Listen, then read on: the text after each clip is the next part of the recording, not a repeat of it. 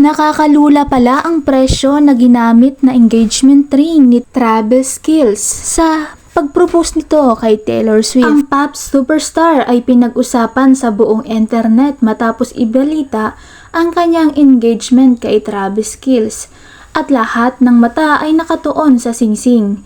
Kung inakala mong may ibang tao ang hahakot ng mga headline ngayong araw, abay napaka-inosente mo.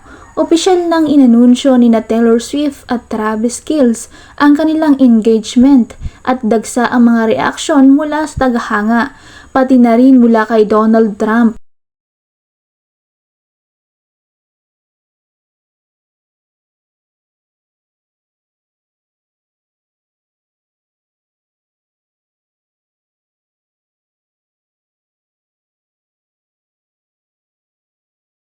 Na tila naging hindi karaniwan ang pagiging mabait sa pop megastar.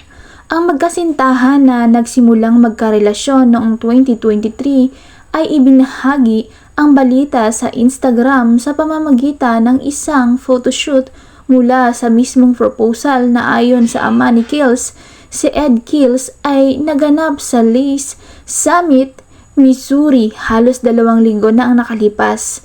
Nagpropose si Kelce gamit ang isang vintage-inspired na singsing na ngayon ay kumakalat na online.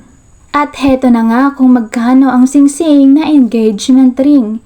Tinatayang nasa 8 hanggang 10 carats ang singsing at pinapaniwala ang nagkakahalaga ito ng nasa pagitan ng $500,000 hanggang $1 million. Magkano naman ang kita ni Travis Kelce at magkano ang kanyang net worth? Ay kasalukuyang kumikita ng $17 million ayon sa kanyang kontrata sa NFL. At may net worth na nasa pagitan ng $70 million hanggang $90 million.